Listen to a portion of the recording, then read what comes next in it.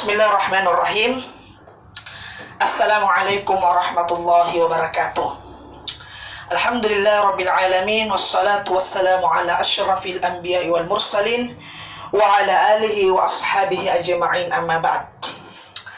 Pertama-tama marilah kita senantiasa bersyukur kepada Allah Subhanahu wa taala karena sampai detik ini kita masih diberikan oleh Allah Subhanahu wa taala nikmat ya untuk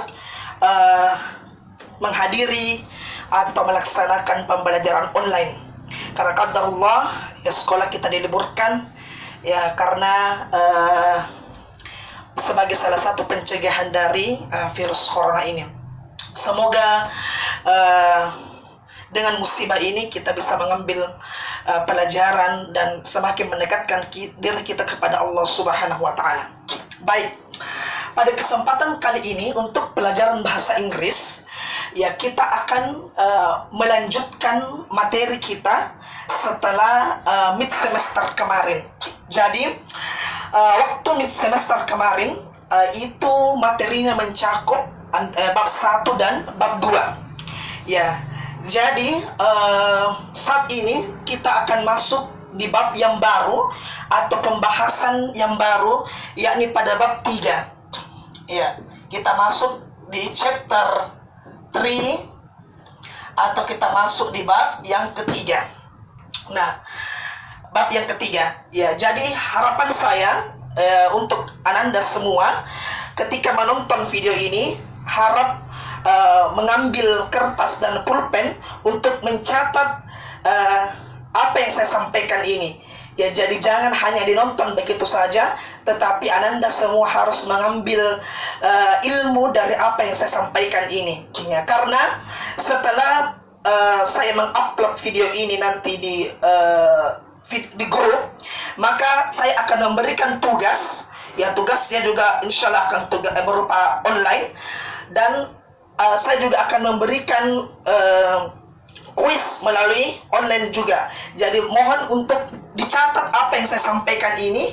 Ya, jangan hanya dinonton begitu saja, apalagi tidak dinonton. Ya, jadi mohon untuk diperhatikan karena antum semua ya itu tidak libur sebenarnya, tetapi bahasanya dipindahkan belajarnya di rumah, yakni belajar secara online. Baik.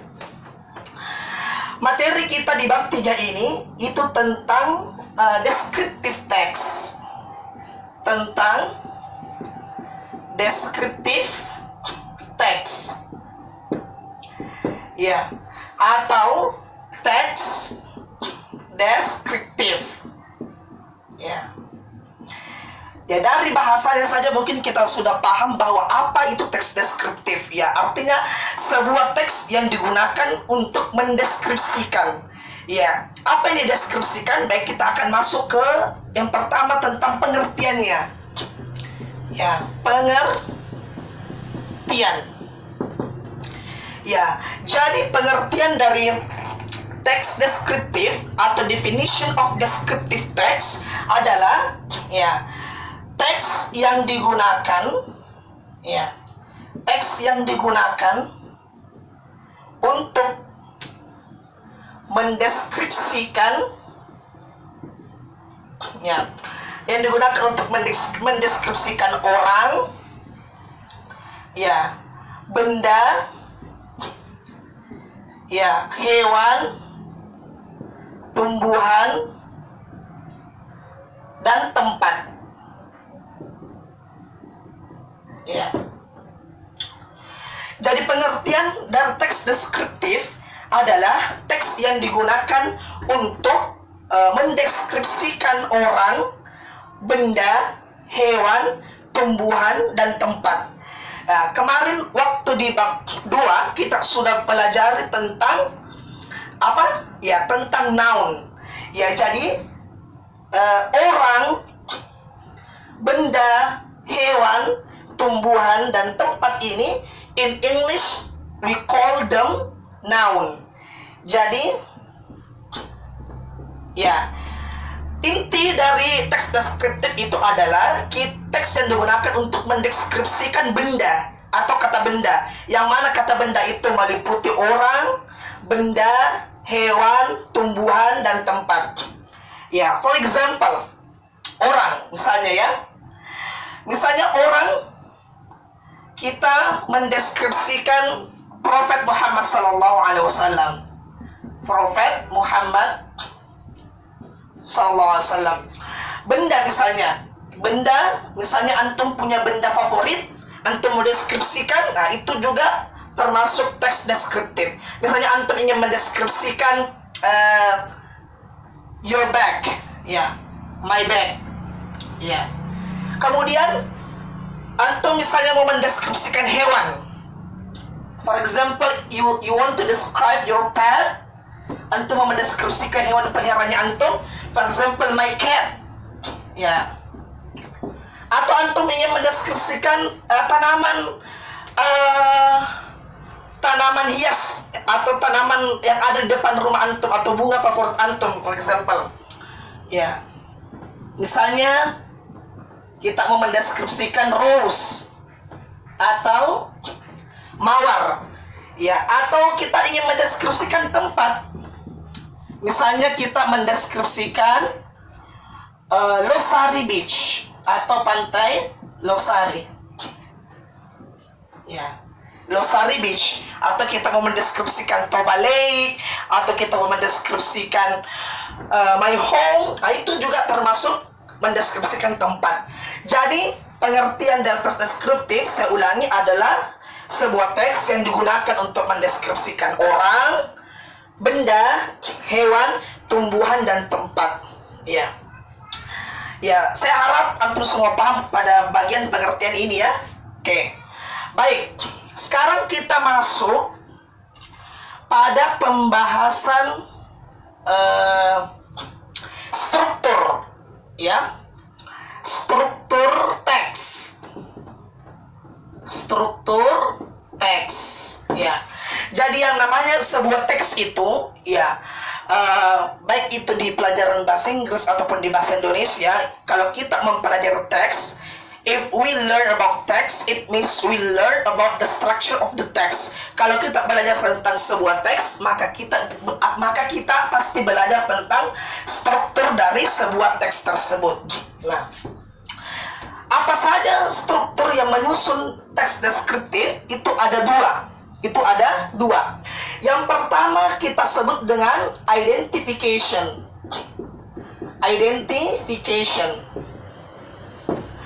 Apa itu identification? Identification ini sama dengan introduction, ya, atau pendahuluan. Ya, pendahuluan. Ya, jadi pada bagian struktur identification ini menjelaskan tentang apa yang ingin kita deskripsikan. Ya, ini berupa pendahuluan, apa yang ingin kita deskripsikan. Misalnya misalnya kita ingin mendeskripsikan Nabi Muhammad SAW.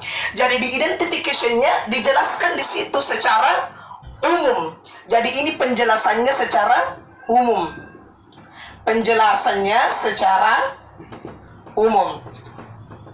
Misalnya kita dijelaskan Nabi Muhammad lahir kapan dan di mana, nama orang tuanya siapa, nama ibunya siapa, dan seterusnya. Artinya penjelasan secara umum, bersifat umum. Atau misalnya pada ketika kita mendeskripsikan benda, my bag for example, kita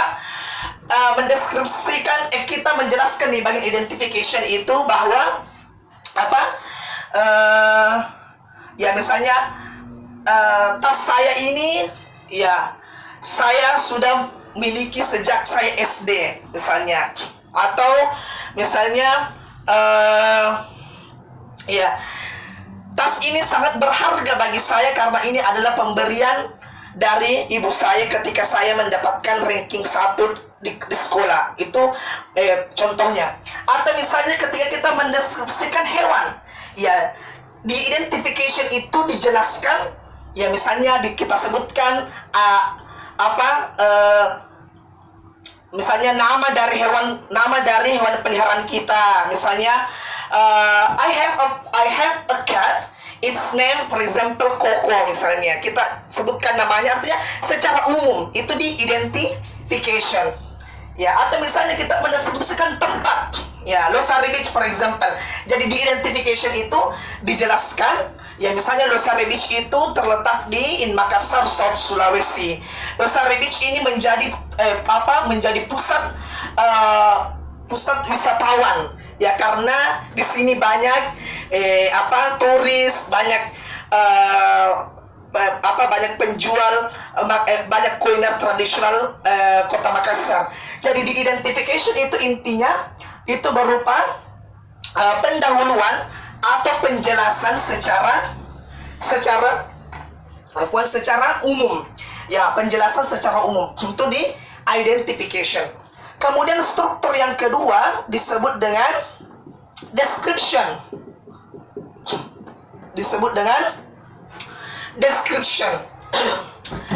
Kalau tadi di identification itu penjelasannya itu hanya bersifat umum saja. Nah, sedangkan di description ini ya, penjelasannya sudah ya bersifat spesifik. Penjelasannya secara spesifik. Secara spesifik. Baik, saya akan jelaskan di sini masalah description-nya ya. Nah, maksudnya secara spesifik itu begini. Jadi kalau di description itu kita sudah menjelaskan orang, benda, hewan, tumbuhan atau tempat itu secara spesifik. Entah itu kita menjelaskan misalnya ketika kita mendeskripsikan orang.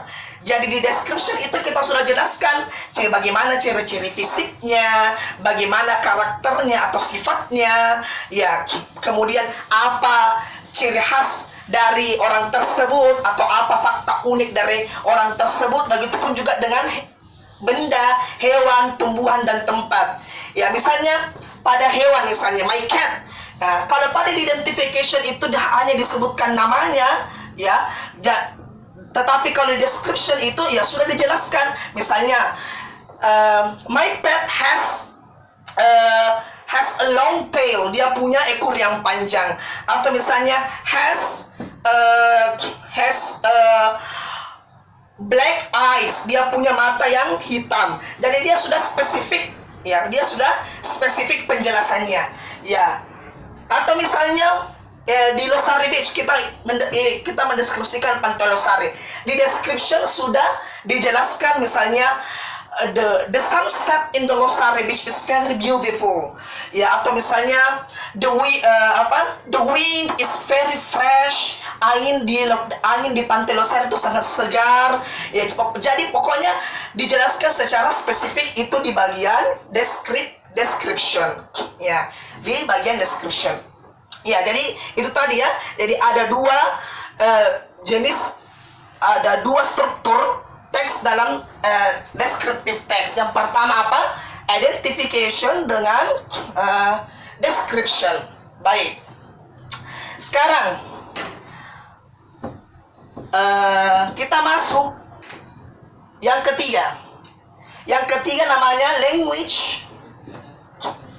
language features atau ciri bahasa. Ya, jadi ketika kita ingin menuliskan teks deskriptif, kita harus memperhatikan language features atau ciri-ciri bahasa yang menyusun teks deskriptif ini. Yang pertama, ya, ciri bahasa dari teks deskriptif ini adalah Anda sekalian menggunakan adjective. Ya, adjective. Menggunakan adjective. Ya. Menggunakan adjective atau kata sifat. Nah, ini kan di bab 1 dan di bab 2 ini kan sudah kita pelajari ya. Kata sifat, kita sudah pelajari jenis-jenis kata sifat, kita sudah belajar tentang urutan kata sifat atau osaskon, itu kita sudah pelajari. Jadi sebenarnya materi di bab 3 ini itu memiliki keterkaitan atau memiliki hubungan dengan apa yang sudah kita pelajari di bab 1 dan di bab 2 kemarin.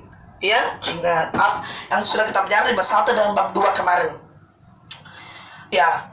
Tetapi kalau di bab 1 kemarin itu kita mendeskripsikan kata benda, kita mendeskripsikan orang, benda, hewan, tumbuhan, dan tempat itu hanya berupa kalimat sederhana atau hanya berupa kalimat yang simple, kalimat yang singkat. Tetapi kalau di bab 3 ini kita mendeskripsikan orang, benda, hewan, tumbuhan, dan tempat itu sudah dalam bentuk teks, sudah dalam bentuk paragraf. Nah, itu bedanya yang di bab 1 kemarin. Kalau di bab 1 itu hanya merupakan kalimat yang sederhana. Misalnya, Mr. Jokowi is handsome. Atau misalnya, misalnya tiger is very dangerous. Atau misalnya, Losari Beach is very beautiful. Itu hanya berupa kalimat yang sederhana. Tapi kalau di deskriptif teks ini sudah berbentuk paragraf. Baik. Jadi yang pertama menggunakan adjektif atau kata sifat. Nah, kata sifat ini kan kemarin kita sudah pelajari ada 7 jenisnya kan? Ya, kata sifatnya itu bisa berupa kualitinya, atau bisa berupa color, bisa berupa nationality, bisa berupa apa lagi? Nationality, bisa berupa shape, ya, kemudian bisa berupa size, ya, dan seterusnya. Itu jenis kata sifat, ya. Jadi secara bisa juga kita tuliskan begini, kata sifat itu bisa, ya, apa? Utamanya ketika kita mendeskripsikan orang, ya. Kata sifat terbagi jadi 2, ada kata sifat yang menunjukkan physical appearance atau penampilan fisik, ya, penampilan fisik. Misalnya short, pendek, ya. Misalnya he has short body, atau misalnya tall, tinggi, ya, atau misalnya cute, atau apalagi cute, fat, gemuk, dan seterusnya. Ini kata sifat yang merujuk kepada penampilan fisik. Ada juga kata sifat yang berupa karakter, ya, atau memang karakter atau sifat yang melekat pada orang tersebut. Misalnya dia wise, bijaksana, friendly, ramah, ya, kemudian funny, lucu, ya. Ini kata sifat yang merujuk kepada karakter. Nah, tapi yang tapi ini physical appearance dengan karakter ini cenderung hanya bisa digunakan ketika kita mendeskripsikan orang atau hewan, ya, orang atau hewan, ya, person or animal. Itu yang pertama, menggunakan adjective, ya. Kemudian yang kedua, saya hapus ini, ya. Yang kedua, jenis ciri bahasanya, dia misalnya, saya kasih dulu satu contoh di sini, ya. Misalnya, ya, Prophet Muhammad, ya, Sallallahu Alaihi Wasallam, ya, is a brave leader, adalah pemimpin yang pemberani, ya, misalnya seperti itu. Mana adjektifnya di sini? Ya, adjektifnya adalah brave, ya, ini adalah adjektifnya brave, ya, brave. Nah, sekarang ciri bahasa yang kedua adalah menggunakan kata kerja atau action verb. Menggunakan action verb atau kata kerja aksi. Kemarin kan kita juga sudah belajar, ya, perbedaan kata kerja, kata benda, kata sifat, ya. Jadi saya anggap antum semua sudah paham masalah ini, ya. Ya, kata kerja aksi atau action verb, ya. Misal, yang mana tuh kata kerja aksi? Ya, misalnya kayak jump, Ya, run, swim, ya, sleep. Nah, itu semua termasuk kata kerja aksi. Ya, kata kerja aksi. Ya. Misalnya, ketika kita mendeskripsikan hewan misalnya. Ya, mendeskripsikan hewan. Misalnya, my cat, ya, likes to climb the tree. Ya. To climb the tree. My cat likes to climb the tree. Yang mana kata kerja aksinya, action verbnya? Ya, kata kerja aksinya ya climb. Ya, climb. Ini kata kerja aksinya, climb. Dia suka memanjat pohon. Kemudian ciri bahasa yang ketiga, ya, dia menggunakan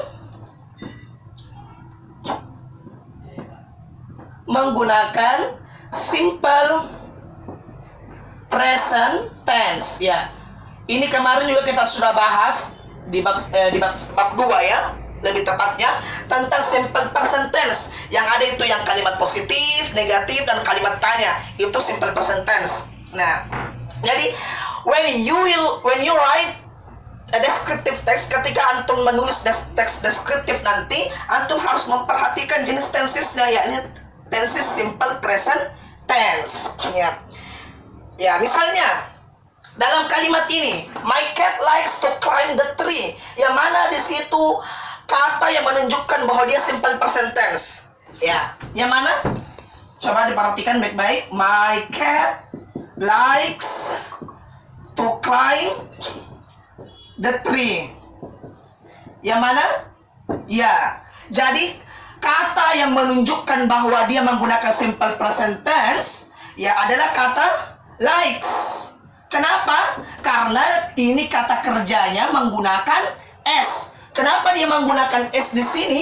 Karena kita memakai subjek my cat. My cat itu merujuk kepada pronoun atau kata ganti it. Ya, kemarin kita sudah jelaskan. Kalau subjeknya he, she, dan it, maka kata kerjanya ditambahkan S atau IS. Nah, seperti ini.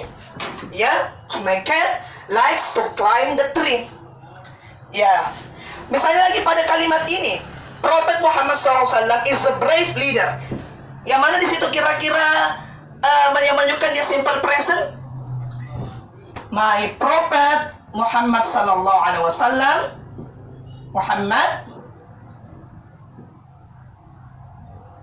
is a brave leader. Yang mana menunjukkan bahwa dia simple present tense, ya dia menggunakan is. Ya, dia menggunakan is. Ya, is, are itu termasuk, itu namanya kata kerja bantu jenis simple present tense. Ya, nanti saya akan menjelaskan di pertemuan selanjutnya ya perbedaan kalimat yang pertama dengan yang kedua.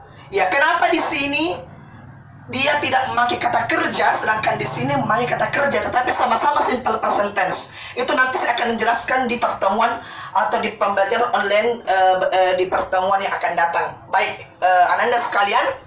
Jadi inilah pembahasan di bab 3 ini tentang teks deskriptif. Ya, baik, sebelum saya tutup, kita kembali mereview atau mengulangi supaya lebih mempermantap pembahasan kita di bab 3 ini. Jadi di bab 3 ini kita belajar tentang teks deskriptif.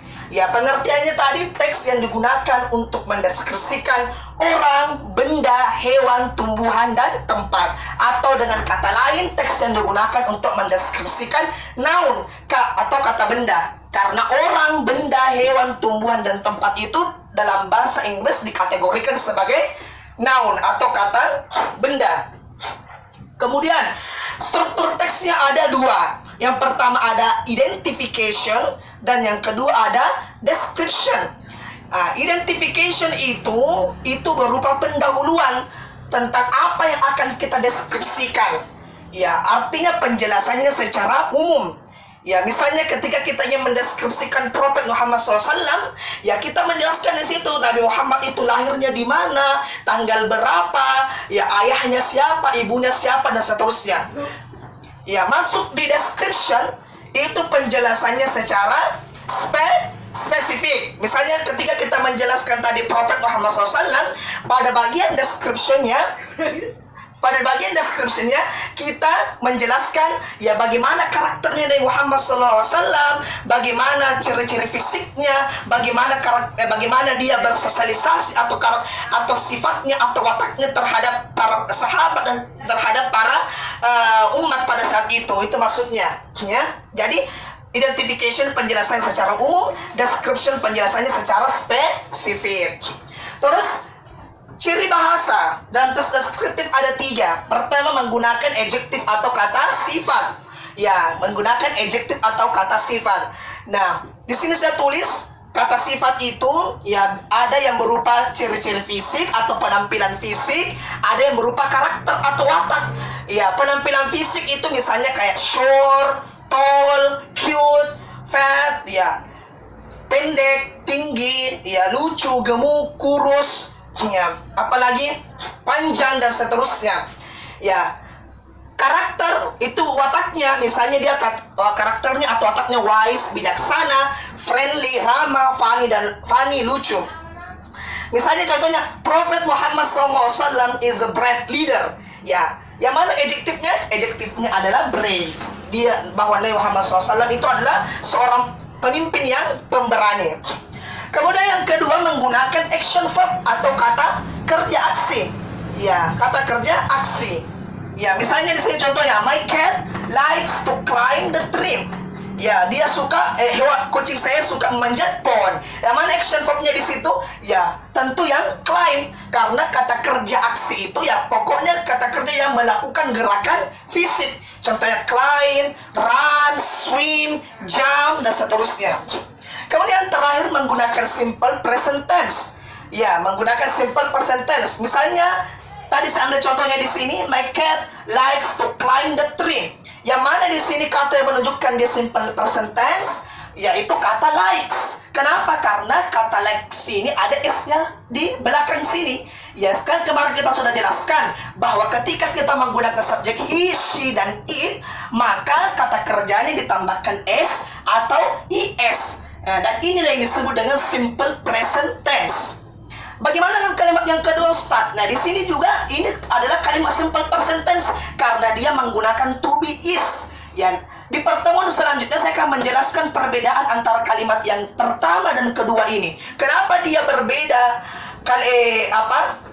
Kenapa yang pertama dia katanya itu kata kerja, sedangkan ini bukan kata kerja tapi sama-sama dikatakan simple present tense? Nanti saya akan jelaskan di pertemuan selanjutnya. Baik, Anda sekalian, ya mungkin ini yang bisa saya sampaikan pada pembelajaran online kali ini. Insya Allah kita akan lanjutkan ya sesuai dengan jadwal atau roster mata pelajaran antum semua. Ya, jadi untuk Ananda yang ingin bertanya tentang materi yang saya sudah sampaikan ini, kalau ada yang tidak paham, antum bisa bertanya di grup sebentar. Ya, di grup sampaikan pertanyaannya di grup, dan siap-siap nanti saya akan memberikan tugas berupa online juga tentang materi ini. Ya, nanti tugas saya akan kirim di grup atau saya akan berikan kuis secara online. Jadi you have to be ready. Ya, every time antum harus siap setiap saat untuk saya berikan tugas online-nya. Baik, semoga yang saya sampaikan ini bermanfaat bagi kita semua. Subhanakallah bihamdik, asyhadu an la ilaha illa anta, astaghfiruka wa atubu ilaik. Assalamualaikum warahmatullahi wabarakatuh.